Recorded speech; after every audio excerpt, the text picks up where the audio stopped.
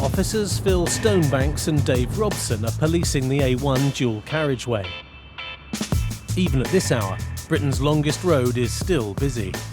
Phil and Dave have been called to an accident near Pontefract. There's one HGV involved, and apparently it's blocking lanes 2 and 3. And obviously the A1 is a very busy road, so it could potentially cause some major problems this morning, depending on how quickly we can get it cleared. Yeah, they all seem to be braking. Flashing amber light that side. There we go, looks promising. Here we go. Stop it here, mate, stop it here. Yeah. Sorry, say that again, please.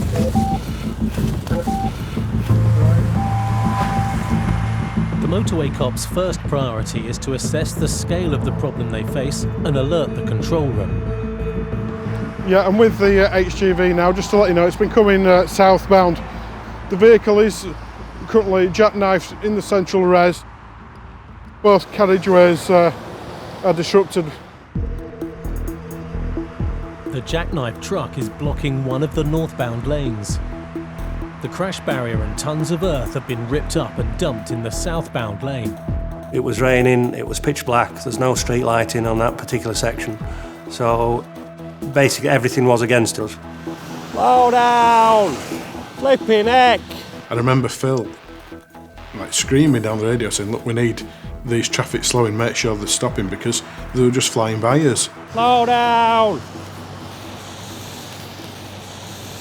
Use your eyes! Still doing silly speeds, considering there's been an accident, it's raining, there's debris on the road, and there's people stood in the carriageway, including police officers and highway agency officers. Use your eyes! They don't slow down. They don't give us the time and the space that we need to try and restore things back to normality. That's what's so annoying. And people lose their lives because of that. It's very frustrating. We are just trying to get things back as they should be, and people just do not respect us for that. They don't appreciate what we're trying to do. Cheers, mate, thanks. My wife, I think, probably does worry about me when I go to work. She never really says as much, but you always know that she's got that worry at the back of her mind. As the block lanes are coned off, Dave tracks down the driver of the jackknifed HGV. What happened? The deer skipped across just ahead of the junction. So deer ran out from which side? Just ahead of the junction there. The driver swerved to avoid a deer that jumped out in front of him. And what did you have to do? What was your immediate reaction, you say? Well, the first thing I did was I swerved into the left. I suppose it's just a natural instinct. You're driving along, something runs out in front of you, and you just swerve to try and avoid it. Assuming that's what has happened, but he's been very lucky. It could have been very nasty, could this? It's obviously going to cause some chaos for the duration until we can get the vehicle moved, but he's been very fortunate. We're going to have to put a full closure on both ways, aren't we? Can't leave it there, can you? No, it's certainly looking that way. And speed these are coming down. There are all signs out, but they're still hurtling down at 50, 60 mile an hour. Closing the entire dual carriageway is a drastic step to take on such a major road, especially now. It's now just nearly 5 in the morning. Basically, I'd call this time about the start of the rush hour around here. We're getting a lot more and more traffic. It's going to be chaos before long. The motorway cops will keep the road open until a recovery team arrives to move the jackknifed HGV. But with only one lane open, traffic is already building up, and one part of the road is worrying Phil. A bit of concern about the bend up there, where the vehicles are going to be queuing back round the bend, causing further tailbacks and the possibility of another accident happening in the tailbacks. In these wet and dark conditions, the tailback just ahead of the bend could be hidden to oncoming drivers who may not have time to react. The sight of the jackknifed lorry, officers Phil Stonebanks and Dave Robson are still fighting to reopen the blocked lanes, and time is against them. My mum always said if I didn't work hard at school, I'd end up sweeping the streets. She was right. The tailback caused by the accident is now stretching over 500 metres towards a bend in the motorway. Traffic was just starting to build up. The early morning risers were on the way to work or were just starting work. It was starting to get busy with lorries and cars. and it was quite obvious that traffic was quickly going to start tailing back. A lane has been kept open in each direction to keep traffic moving, but there's still a long tailback. We know there's going to be some backlog, and you always think that you try and make it safe so there isn't going to be another accident. And with any accident, it could be from bumper to bumper, up to the worst, the fatal. And you never expect it. You never want to think about that happening.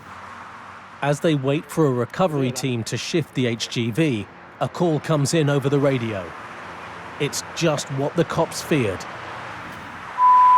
Another bump just further down now. 90, is that another one down here somewhere? There's been another accident between two articulated goods vehicles. One's run into the back of the other one, and it's potentially quite serious. Go. You get that? So, yeah, it's looking bad down here. Yeah, down there. Yeah, the information is that this one on the northbound is confirmed fatality. That's in the tailbacks heading up to the first RTC, so we're just heading down there now to assist. It's just literally around the corner.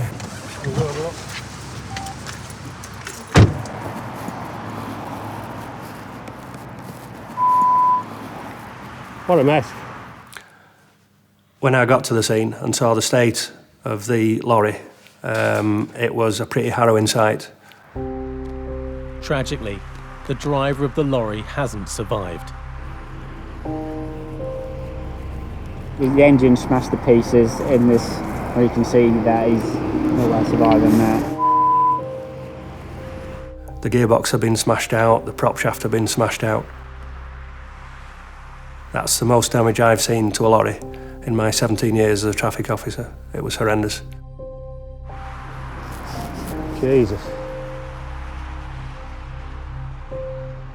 Yeah, it's obviously as bad as it gets, is this one. You know, we've had one fairly minor incident up there where the lorry's allegedly swerved to miss a deer. As a result of that, it's caused tailbacks round the corner around here. There's a lorry here which has obviously had to stop. This one obviously hasn't managed to stop in time. And as you can see from the state of the cab, there's unfortunately no way that the poor guy could have survived it. You've just got to be professional at the end of the day. You've got to take your emotional head off, stick that on one side, and do the job that you're paid to do. The families would expect that from you. It's what everybody expects from you. So you've just got to remain professional throughout and do what you get paid to do. Because there's been a fatality, this will now be treated as a crime scene. The cause of death needs to be investigated, and Dave takes detailed statements from witnesses. The driver whose truck took the full force of the HGV colliding with it from behind is being treated for injuries to his neck and back. Hey, can I just get a few details before he goes? And what do you remember happening? The matrix were on. Yeah. Telling us to slow down. Just slowing down. Because I was in the outside lane originally.